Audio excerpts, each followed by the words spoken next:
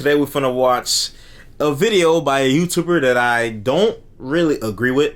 This is liberal dude named FD Signifier. I think this is his side channel where he just be... It's shorter videos because his main videos be like hour plus long, and anybody got time to sit and react to those whole things, bro. Maybe later, but not right now. Take too much time. The title is Anti-Woke Content is an Easy Hustle, which I feel like that I can agree to that. You know what I'm saying? I don't have any examples on the top of my head, but I want to see what they're going to say. A lot of his beliefs are not the same as mine, but I like to listen to other people just to understand their arguments and see where they're coming from and to challenge what I think and what I believe. You know what I mean? But yeah, so let's see what he hollering about. FD Signifier.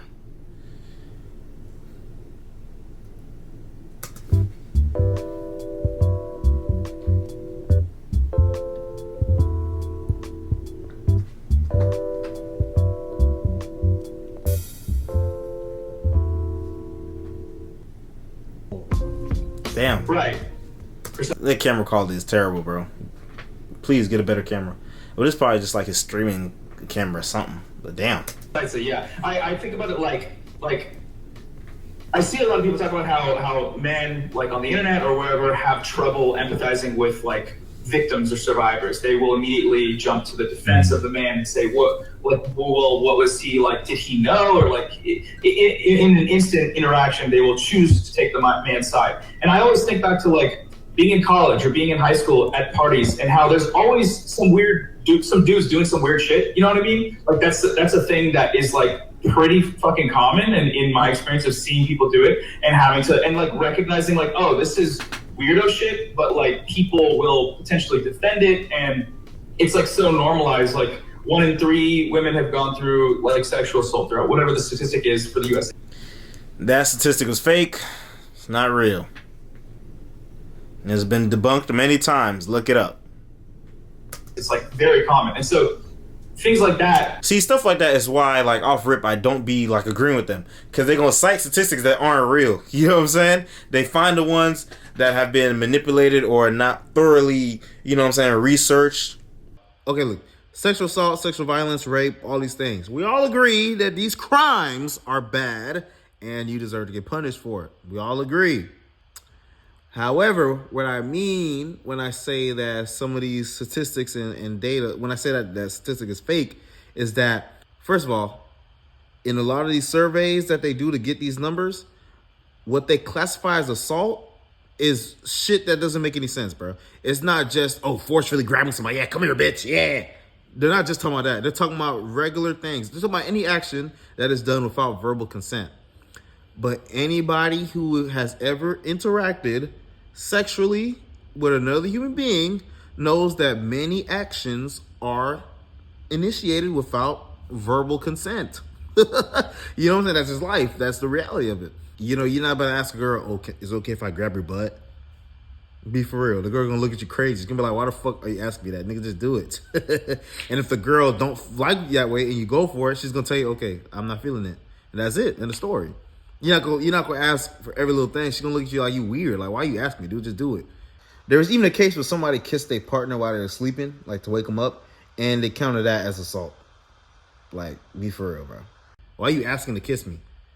You know what I'm saying? Like, shit like that is like, nah. Maybe if it's like the first time, yeah, it's a little cute, whatever. Hi. But nah, be for real. So they include little things like that as assault. The sample size that they be asking is a small sample size. So how does a small sample size fit every woman? It don't. So already the numbers are skewed up to make it seem like something crazy. And if it's the narrative that certain people like to use to fit their agendas. So that's what I mean when I say fake and manipulative. I just had to make this note. So it's more context than what I say. Thank you. And they use it to fit their narrative. And it spreads like wildfire and they push it. Now, to be fair, that can be said about either side of the political spectrum type shit. Conservative people, Republicans, people on the right, they do that shit all the time too. Like they will present data without context or they try to manipulate certain data. My point is both sides do it. That's why you kind of have to, when somebody throws out numbers, you kind of have to look it up, bro. Look it up. But that for sure, that's been debunked. Really, 1 in 3 women. 1 in 3 women, really? That's damn near almost every woman. That's a third of all women. That's crazy. Is that a third of all women? Yeah, 1 in 3. Yeah, no, hell no. It's crazy. Once you start to pick up on it, it becomes more likely that you just say like, yeah, this is like, we don't really need to like specifically, I feel like a lot of times I don't need to specifically explain why this is bad because we know what's going on here. Like we can see this. Right. And if you can't, then it could come off as pandering because you just don't understand. And so ultimately that's the bridge I'm trying to gap, or the gap I'm trying to bridge is, can I still make something entertaining for people that need the catharsis and need to like know that right away this is fucked up, while also trying to reach out to people that maybe like they're I ain't gonna lie, it's kind of hard to watch. The audio quality is not good, bro. just socialized wrongly. I mean, men like there's all these problems with masculinity, how it's socialized in us, and it's not like necessarily men's fault. And so, without blaming them, and again, it's a fine line because either you're people think you're hating all men, or people think you're being way too like what's it called, like giving to bad dudes. You know? I found that there's nothing you can do at a certain point. You know, it's like there's absolutely no way with some of these dudes to present to them an argument that they won't straw man into a narrative that lets them maintain their worldview. You know, I remember one of the weird guys you did who was like, I guess on the black pill or whatever, and like I didn't follow up on him in particular, but I've seen like, I feel like I've seen this content before, and it's like when all the QAnon stuff was happening and lots of people doing research about conspiracy theories, something I remember seeing was like, oh, what is it called? Confirmation bias. But I think it was a little bit deeper. But the long and short of it was a person who is truly sucked into a world, a viewpoint, or a mental space, a cult ideology, which I think a lot of this manosphere stuff is definitely cult-like. No amount of evidence you're going to present to them can change. They'll just take it and rearrange it to reinforce the way they're thinking. I think that's true. I think that's very true. You know what I'm saying? I remember when I made that video, breaking down Sneeko and DJ Academic's crazy behavior on Fresh and Fit. And I remember I was getting comments on TikTok too, mainly on TikTok, where it's like, oh, going against them is a mistake, bro. Going against Sneeko is a mistake. What do you mean going against, bro? You can fuck with somebody and still call out something they're doing that's wrong. You know what I'm saying? There's a lot of people. I remember there was a video, Abba, right? Abba from Abba Preach was talking to this one Fresh and Fit fan. And I don't remember the details exactly, but they were kind of like talking to him about, like, I think he DM'd something crazy to some random girl. And they're like, well, why would you do that, bro? And he was just making an excuse out the book to like justify what he did. It's like, yo, like, you don't see nothing wrong with that, but that's crazy, bro. My only problem is that, and this goes for anybody on any side, right? They never call out when people in their own ideological whatever side does that same behavior, because people are people. They gonna do that behavior regardless. You know what I'm saying? You just gotta call it out, but you have to call it on both sides. That's why I made that video, because I saw something else wrong, so I made a video talking about it, because it's wrong. It is what it is.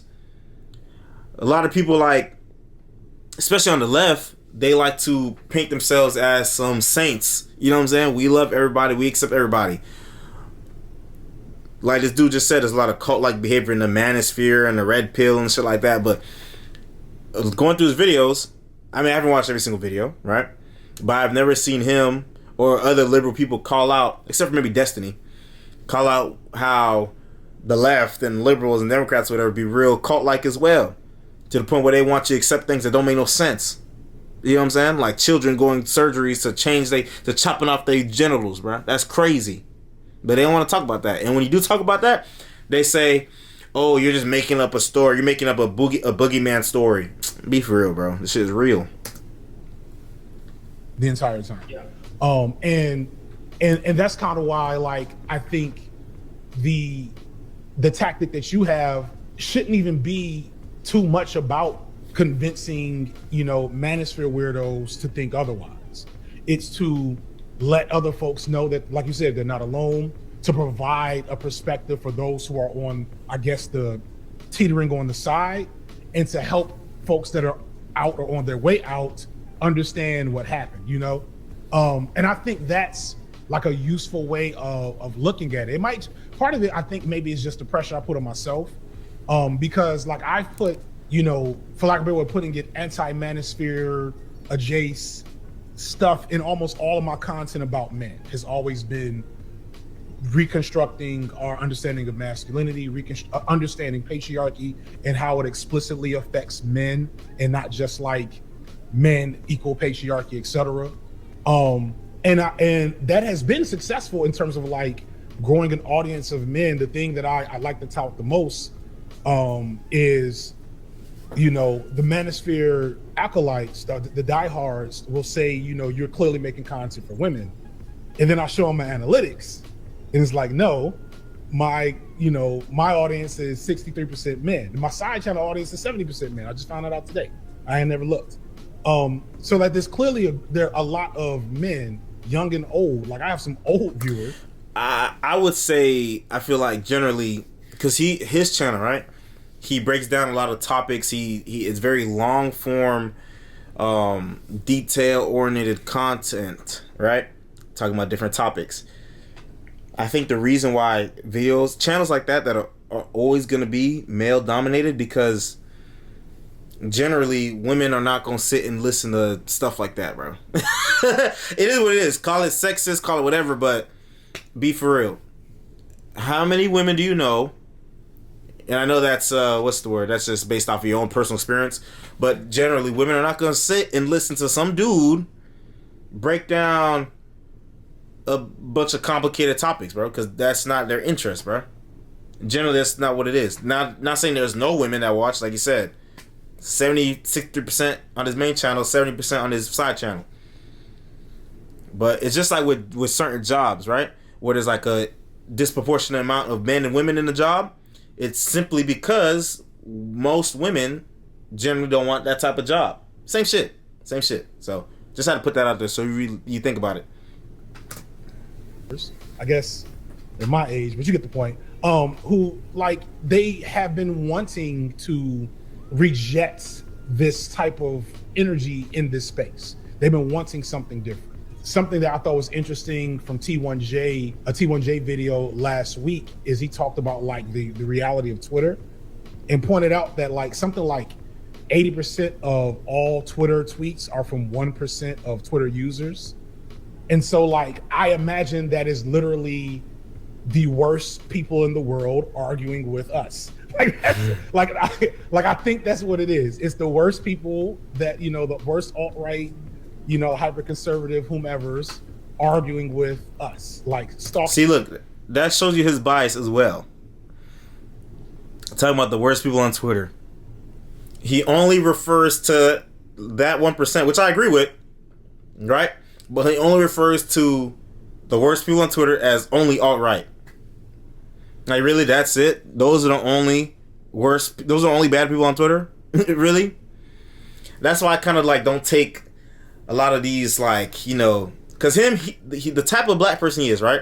He's the educated, liberal, progressive Negro, right? The bourgeoisie, you know what I'm saying? Not saying he bougie, but, you know, that's just, it fits that that description. Where they feel like because they're educated, college educated, classically educated, they feel like they figure things out. But the thing is that a lot of the stuff that they be talking about, him specifically, it does not fit into real life, into reality. You cannot take some of what they say and apply it to real life and expect good results, because it just don't work that way. It don't work that way. Because people are who they are. Not everything that people do is based off of society, patriarchy. You know, no. There are some behaviors that people have that are just natural, right? Society adapts to nature. Nature does not adapt to society, generally speaking. Okay? It's a hand-in-hand evolution that grows together. But the base is nature. Because what came first? Nature or society? Nature. Our pages for whenever you bring up Jordan Peterson or insert manosphere figure here to like argue with us. Yeah, for me, that put it in perspective to disengage the pressure of having the perfect response, and more so re-engaging with like the healthy boys only concept, which I now like. I keep saying that, waiting for it to catch on, because I love the nature of what that is, because I think so much of what this is there's literally going to be, there's a 13-year-old boy at school right now that's going to strike out with the girl he's liked since he was 10. He's gonna just fumble the bag, and he's gonna go home sad, and then get on YouTube. And if the algorithm would just show him you before they show him Sneeko or Andrew Tate, so much goodness in that boy's life would be there. But at the same time, and here's an argument I've been putting out and kind of working on. What do I think about that? What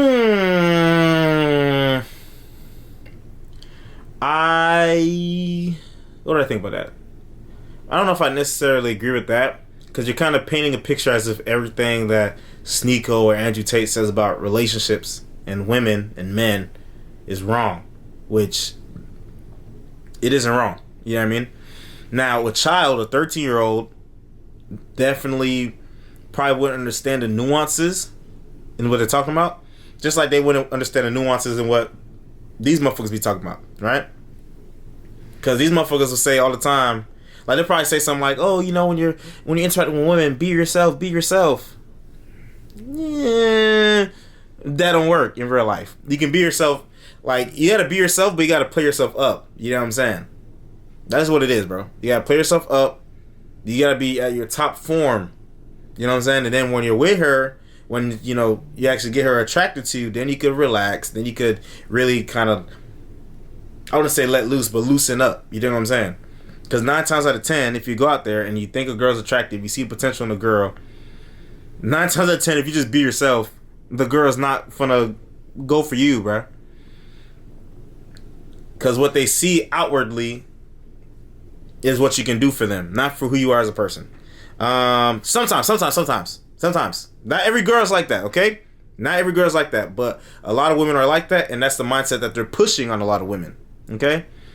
So don't pretend to be somebody else. You know what I mean? Don't pretend to be somebody else, but you gotta understand the reality of it, bro. That if you're just,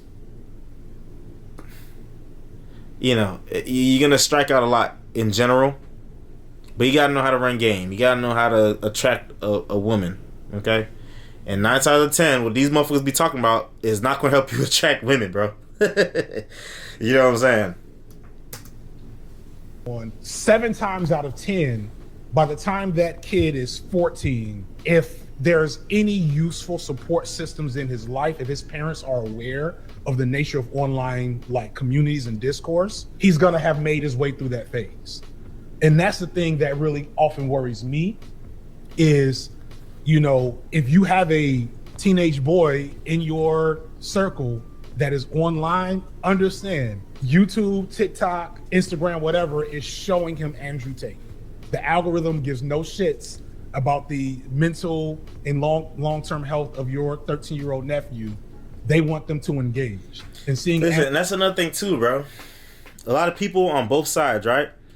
They get so entranced in their own beliefs, they're unable to see any value in what the other person says. Because they keep saying Andrew Tate as a whole is bad. Whole thing bad. Whole thing trash. Bro, no. There are some things he says that, yeah, nah. But other things he says that, that's good. Like, you know what I'm saying? And I can say the same with him. Some shit he says, yeah, hell nah. But other shit he say, I can vibe with that. That makes sense.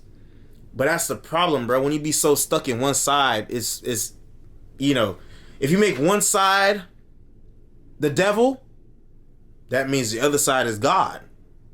But one whole side can't be God. One whole side can't be completely good and one other side completely evil. You dig what I'm saying? That's what gets you warped up, bro. There's shades of gray. There's shades of gray. If there's anything I want y'all to get from my channel, it's to understand that there are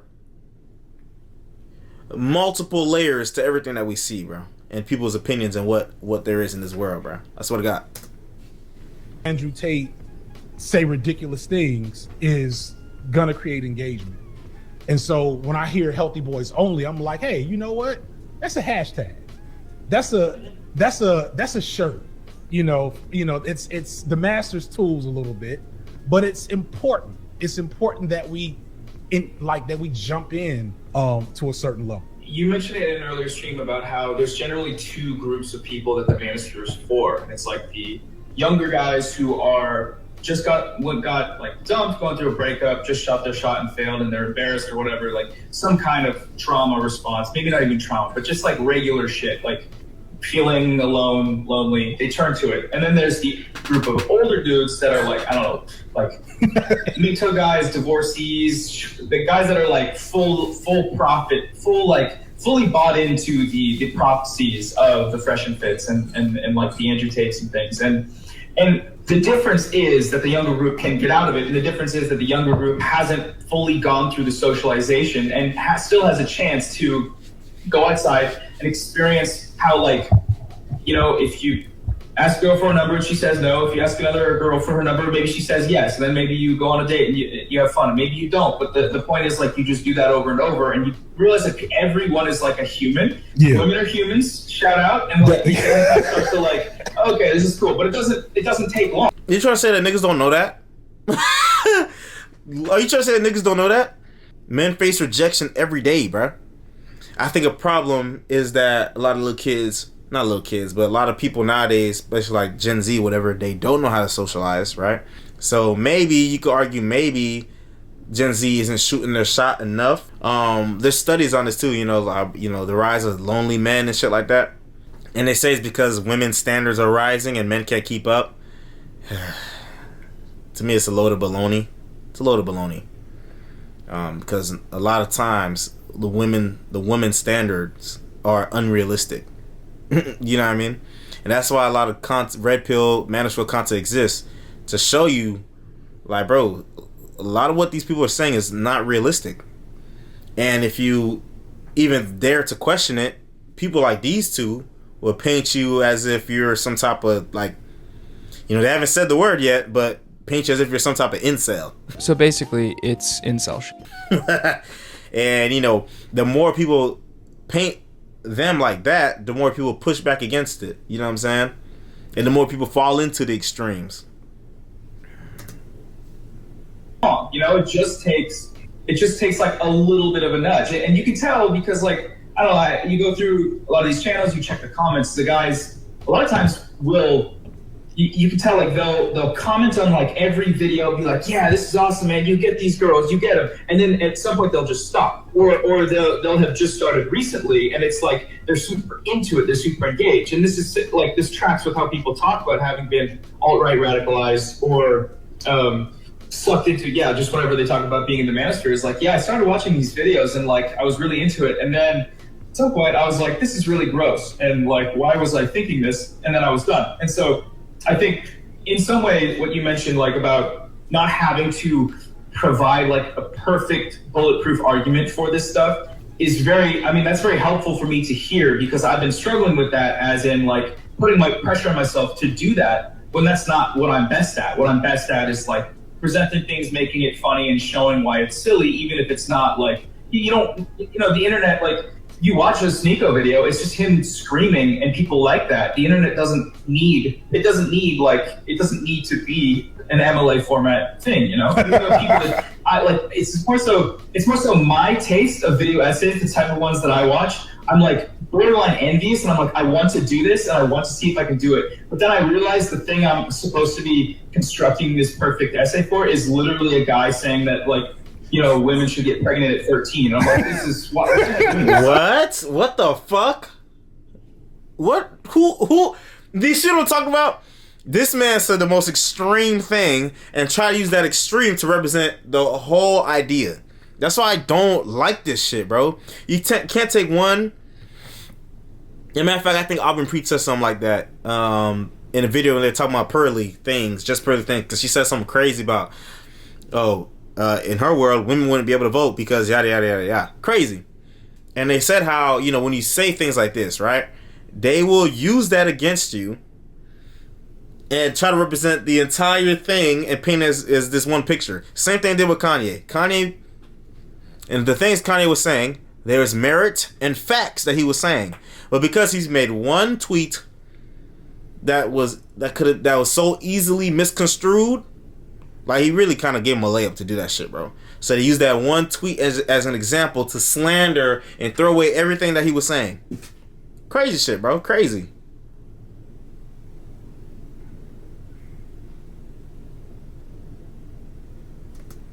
I don't need to do this. I could just call him a weirdo and move on. You know what I mean? Yeah. So, yeah. Anyways. So switching gears somewhat, like the creator part is really what I tend to be very interested in, especially as it pertains to how the algorithm and like the forces around us shape the content and shape what content is viable on the platform. Everybody knows I'm a big CJ the X fan. CJ the X just dropped like their magnum opus video, and maybe what video? CJ the X just dropped like their magnum opus video, and maybe there was a blurred out butt at some point in time in the video, and now it's demonetized, right? My last video, I could not put black men in the title or would get demonetized. That's weird. I'm gonna say her name wrong. Olivia a young Olivia. Do you know who I'm talking? Yeah. It's Olivia. Is her channel, but the video with foreign, right? Yeah, and that's another example. Like two excellent videos doing a thing, like a real thing for leftist, breadtube, progressive, whatever word you want to call it, content that are buried because of demonetization. And this, I think what I noticed a lot when it comes to he says breadtube. I don't know why he says breadtube. I don't be around that shit enough to understand, but leftist YouTube is a lot more like video essay format, you know, to break down the ideas and stuff. Meanwhile, right wing YouTube, I don't know, I wouldn't say right wing, but I say a lot of like Manosphere and Red Pill YouTube is a lot more, you know, talking to people, like actually talking to real people and seeing what people think and how they feel, you know what I'm saying? While they're more, you know, not as personal, they're just kind of explaining something in a detailed essay format. It's very interesting. I don't know what that really represents for real, like, but it's just something I just not thought of. It's like no rhyme or reason why, and so it's almost like we're incentivized to just create drama content. You know what I'm saying? And you're incentivized to take the screaming guys seriously. And like, you know, all this is coming from an epiphany I had. So I watched the Sneeko I've been preach debate. Maybe it was maybe it was a week ago. Maybe last Thursday, I think is when it happened. And I was emotionally like affected by what I was seeing. You know, I have my issues with Abba and Preach. Those are, I think, pretty clear. But I also have his issues with Abba and Preach is that they don't agree with what he agrees with when it comes to like transgender and all that stuff, bro. That's his issue. I see some value in like kind of them as like a barrier to like the deeper stuff, or a beacon out, and you know, but that's, you know, whatever. Sneeko obviously is wild right now, and I have seen and dealt with, you know, family members and close people go through what I thought Sneeko was going through, or maybe what he is going through. I'm not sure. And so I'm reacting to the video, and like halfway through, I started to think to myself, I don't think this is genuine from Sneeko, which then low-key like made me disingenuous, if that makes sense. And then Sneeko starts talking about crypto, and I'm like, oh fuck. Yeah, this is could have guessed. Right. This is just performative anti-wokeness as a thing. Like, we talk about performative wokeness, but like the funny thing is the real money for those who have the talent is in performative anti-wokeness, because you don't have to be all that talented, but it helps. You don't have to do much research. You just have to be anti-woke and loud, and there's crowds of 14-year-old boys, you know, looking for that. And so I found myself being so when I finished it, I had every intention to like use it for content. And when I finished it, I just deleted it after the next day. I was like, I don't want to be a part of this like nonsense now. My next video is going to be about freaking poetry or some shit. Like, nature walk. Yeah, a nature walk. It's literally a touch grass vlog. You know what I'm saying? And so yeah, I don't know. I like the Kendrick Lamar instrumental in the background. I think it's institutionalized. I'm not entirely sure. Do with that what you can. Zoom, zoom, zoom, zoom, zoom, zoom. Yeah, it's institutionalized. No, it's funny. I watched that, and after that, I basically looked into Sneeko because I didn't know. I knew who he was through an interaction that he had with D'Angelo Wallace. I don't know if you're familiar with that, but basically, I saw. D'Angelo Wallace was like a big video essayist. Yeah, so like my perception of him was very like, oh, this guy's just like young and inflammatory and loud and like he seems extremely insufferable and annoying, whatever. And I mean that also tracks onto like the conversation he had with Abba, and then his like he has this channel where it's like these young streamers like Aiden Ross or like I Show Speed. I'm not sure if you're familiar with either of these guys. A little bit. They pump out like 10 videos a day, and the thumbnail's always like. And it's like them, you know, reacting to something half-assedly, and like most of them get like 30,000 views, but some of them get 400,000, and all you need is for one of those a month to do. Yeah, it's like, or like you know, it's inflammatory. Like, you know, it gets the attention. Like, why is this dude making his face? So I use it for a thumbnail. Hold on. This is for a thumbnail. Hold on. Hey, it's, you know what I'm saying? Like, you just put your face in the camera, you're reacting to something, that's your expression. People see it, they're like, what the hell are you reacting to? Is what it is. Yes. Listen, people like high energy. People like excitement. You know what I'm saying? If the person behind the camera has good energy, excitement, I just said the same thing twice. They're going to flock to that because they feel, you know, comfortable with that person. That's the same reason why people like celebrities and artists and performers, because they like their energy. They like what value they bring to them. You know what I'm saying? If you're boring, right? There's nothing wrong with making videos that are like, you know, written out, you know, gone through, you know, like really a lot of effort and research and like a thorough thought process, you could say, to be, you know, well produced, right? There's nothing wrong with that. But if you're boring, nobody's gonna care. Nobody's gonna care. If you don't have charisma, if you don't have personality, nobody's gonna care. You know? Unless if it's super well done, super thorough, super like, you know, engaging. Because really getting people's attention and telling them something positive, telling them a good message, a lesson, is hard. It's hard to do. It's hard to balance. That's why I like people like Dave Chappelle, people like Kendrick Lamar, where it's like, you know, they're telling you something and there's a deeper meaning behind it, but it's also entertaining. They set them up in front of a camera and they have their photographer or whatever just take like 7 and they use them throughout the month. And it works. Yeah, it doesn't. Yeah. You don't have to. You can make a lot of money pumping out 30,000 view videos a day. Is 300,000 videos a day. I mean, views a day, which is several million in a month, which is a good, I don't know, 15 G's. So like, I get it. It's depressing.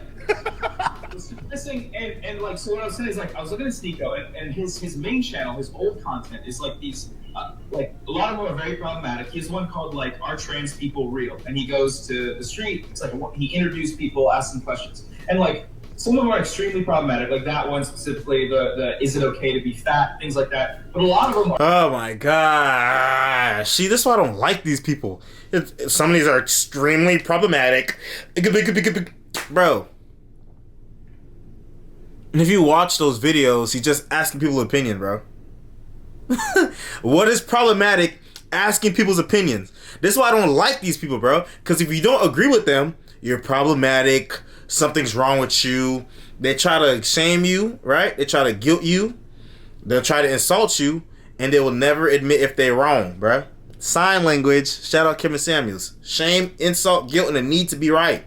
These people do not live in reality, bro. It is what it is, bruh. That's why I be so frustrated, because when they do say something that has merit, that has value, they gonna fuck it up by saying some other bullshit. I still take what they said that have value, though. I still take that, because value is value, bro. You know what it is. Same thing with the motherfuckers on the right or the manosphere or whatever. They say some bullshit, I throw the bullshit, cast it aside. And if they say something with value, I take it in, I think about it, boom. You know what I'm saying? Same thing with everybody. Are very, what makes them good, I think, engaging and interesting content is that it's very like raw. Like he talks to people on the street, he gets their opinions, he doesn't like lead people into any directions necessarily, and it's just very entertaining, and it feels like, oh, these are humans, you're learning about them. But then clearly at some point he got into the red pill shit, and now his managers or whatever set him up with this content output channel, and so now it's just like insane. And I don't know how it'll affect his main works, which is his main channel that he does those videos on. But obviously there's a super big political agenda going on, and I don't see how it wouldn't affect his content, because it's like the one where it's called "Are Trans People Real?" He goes and asks people this question, and some people are like giving answers or whatever, and then he has these two trans women that sit down with him, and instead of like asking them about this, like normally that would require the content is to like get, oh, this is perfect, I'll ask them like what, like questions beyond that. He just like asks about their genitals, just like baby's first trans people understanding, and then that was it. And so things like that, it's like I worry like how the incentivization of pumping out content like that will create more. I agree with that. You know, he could ask some deeper questions to really, you know, get their perspective on stuff like that. I agree with that.